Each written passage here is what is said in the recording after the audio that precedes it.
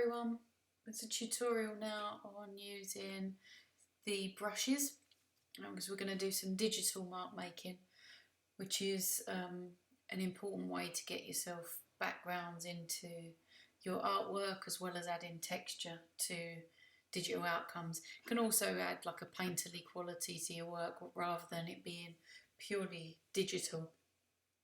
So what I wanted to go over first is where you can find the brushes and then how to import brushes. Right, okay, so over here you'll see your tools panel. So remember, we're back in Photoshop now, so it looks slightly different. Want to click onto your brushes, and then again, if they're not here, so you go over to your window, and then you want to go to brushes, and you'll see that all of the brushes come up. I have actually downloaded a lot of them in preparation for this tutorial.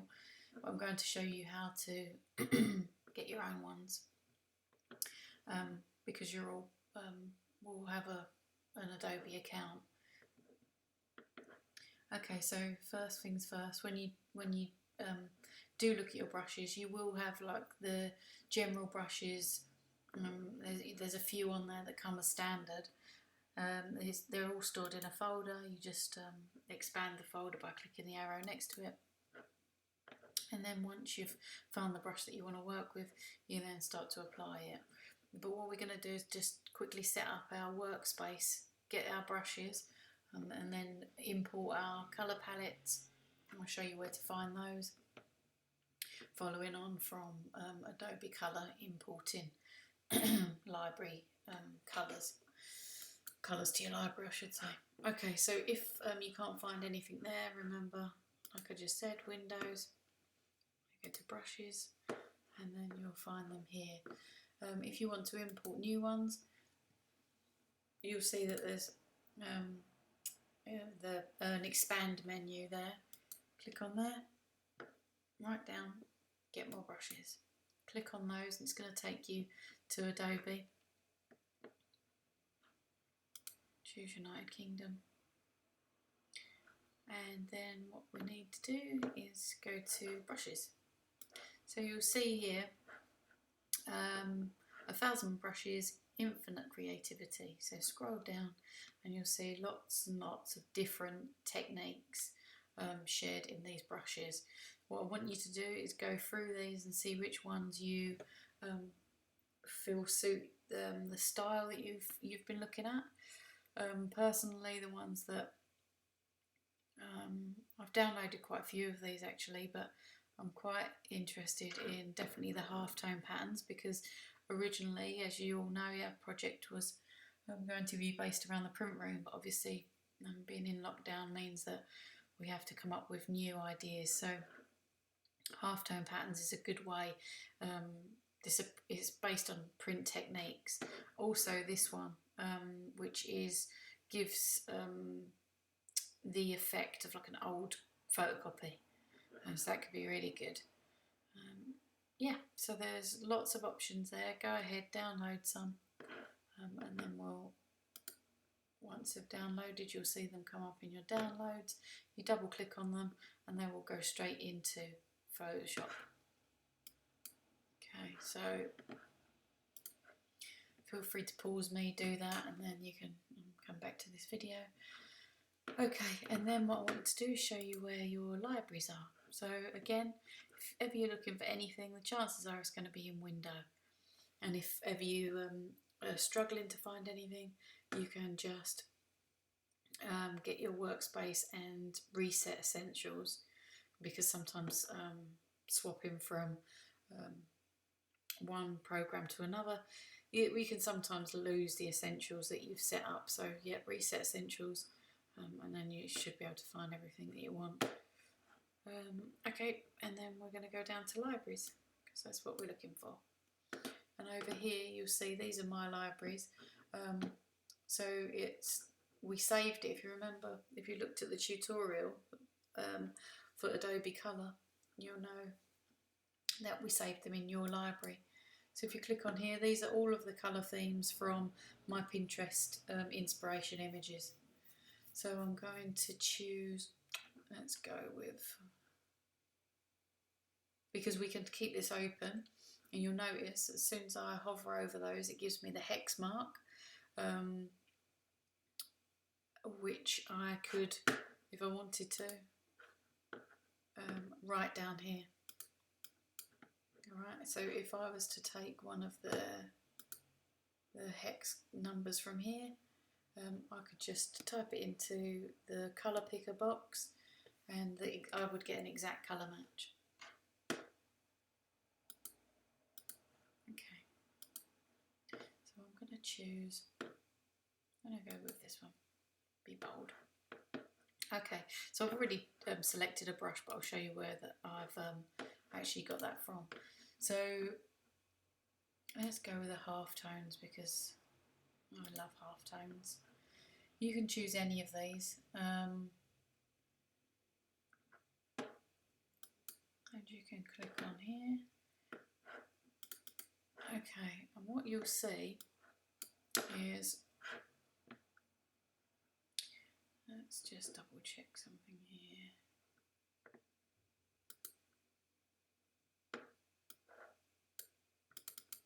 There it is.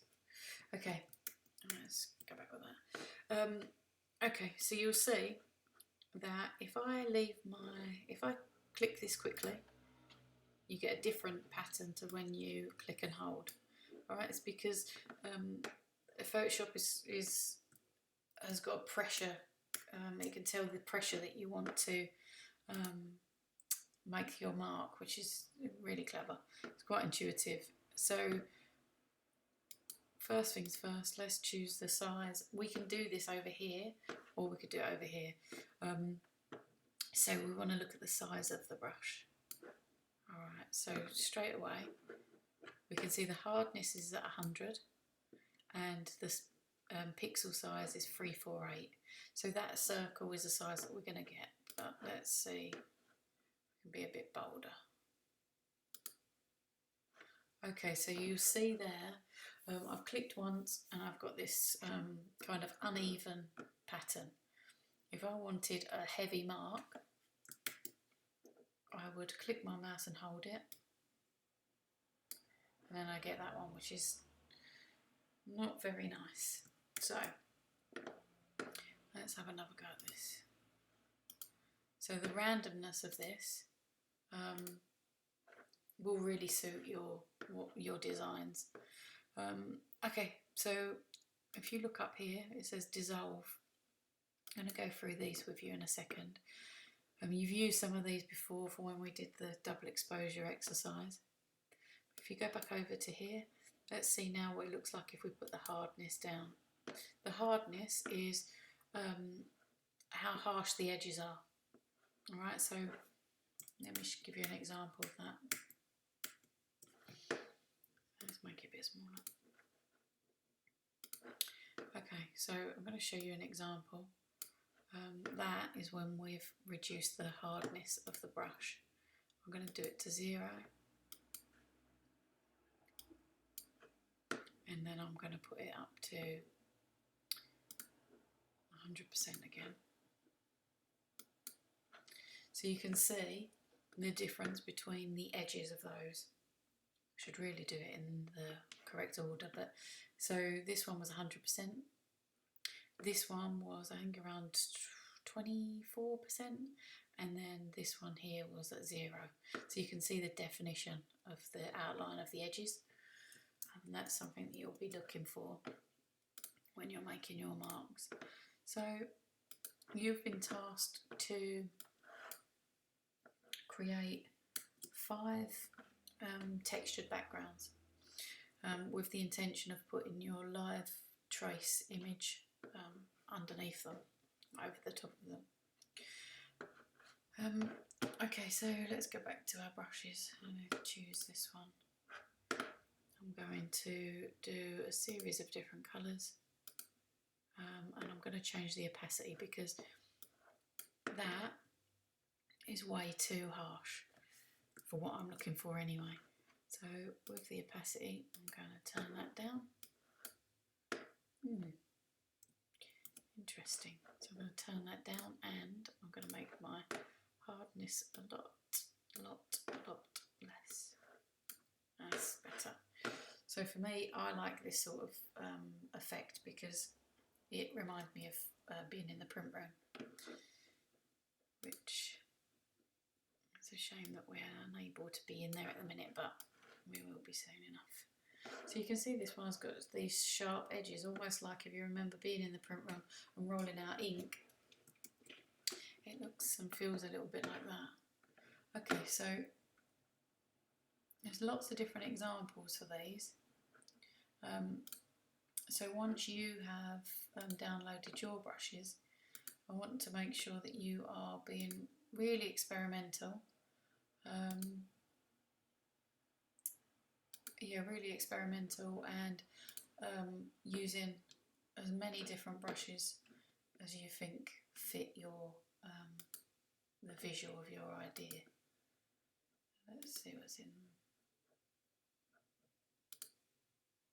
Oh, so many. It's exciting. Okay. I'm just getting caught up with, oh lovely, they'll look, I'm going to go back to the half tone again. Okay, so I wanted to show you a few things. So if we put down a base tone, let's go back to normal, let's put a base tone down, change our opacity. This is another thing I wanted to show you actually, is the more you, if you were to hold your button down, your mouse down, and then just draw, then it's going to, that's what's going to happen. But if you want to build up your layers, I'm going to change the opacity again. If you want to build up the layers, so say you did this, one continuous movement with your mouse, but then we go over it again, and it's going to build up those layers.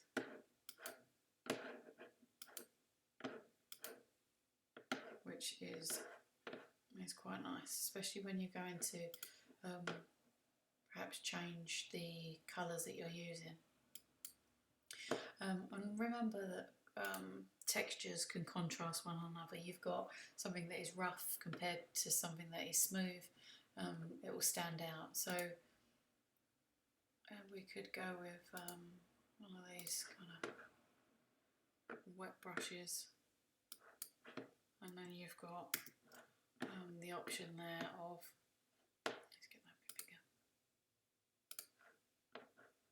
bigger. With these ones you can experiment with these and just choose to see which ones you're into. We've been through those already, so no need to do those again, but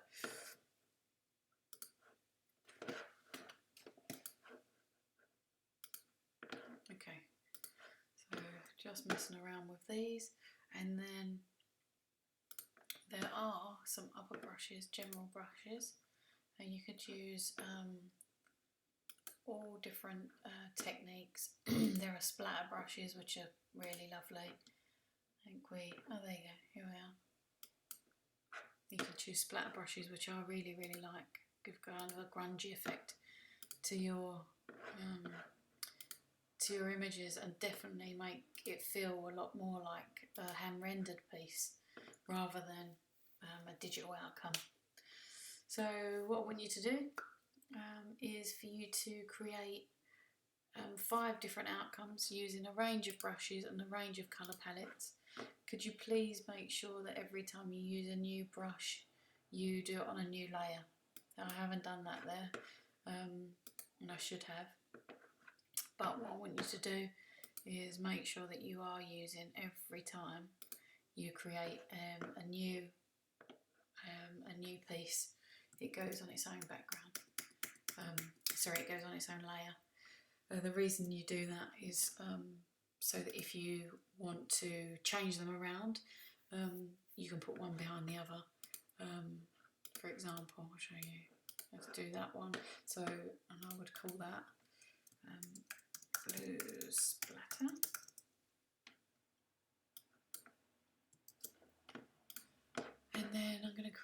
new one, and I'm going to change my colour to this purple. Okay, maybe I don't want as much of that. It's not as much of a favourite colour for me. Excuse me. And then this one can be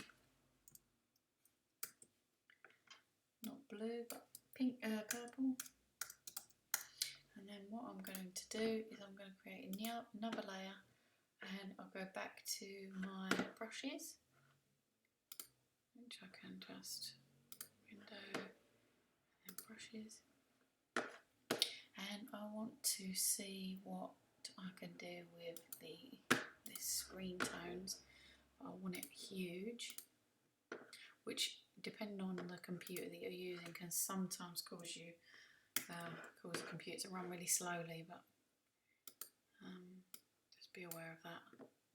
There's actually probably nothing wrong with your computer, it's just happening because it's taking it a while. Okay, we're going to change the hardness to 0.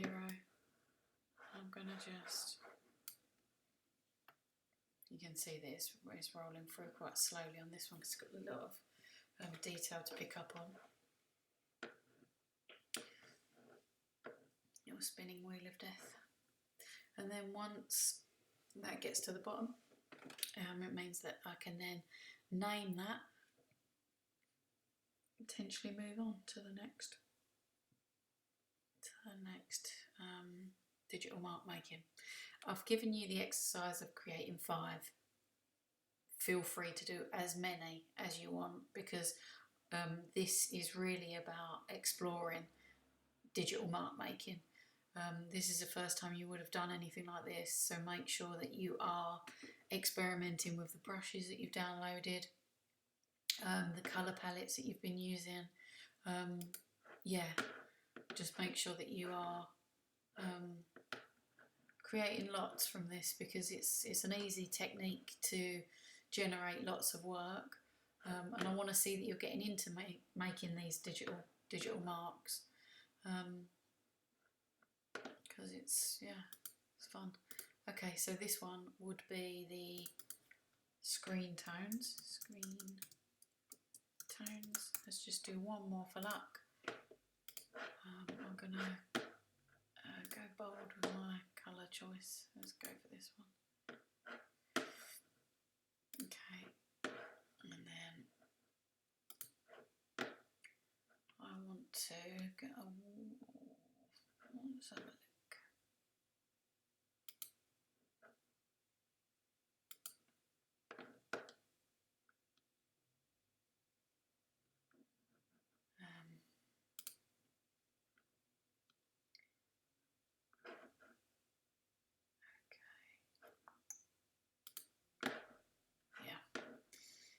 Alright, let's add some real sharp colour. Oof. So there's lots and lots that you can, again, if it's experimental. If you don't like it, delete it.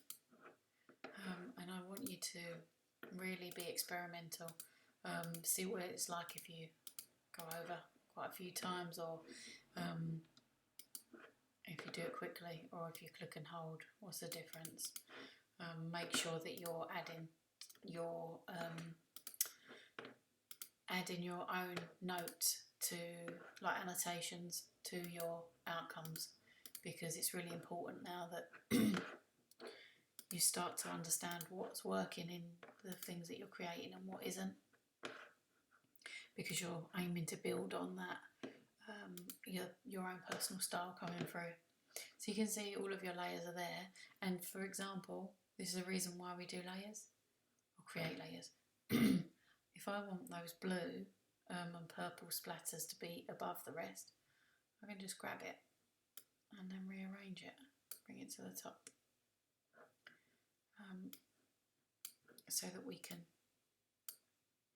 so that they stand out a little bit more. Put the blue ones, there you go, and then it pulls it to the top. So there you go. Once you're done, file, save as. I'm going to save it on your computer, and then you can upload it to your file separately. And there you go, you just save that, and you can save it as a JPEG because we're not going to do anything with them afterwards. And that's it.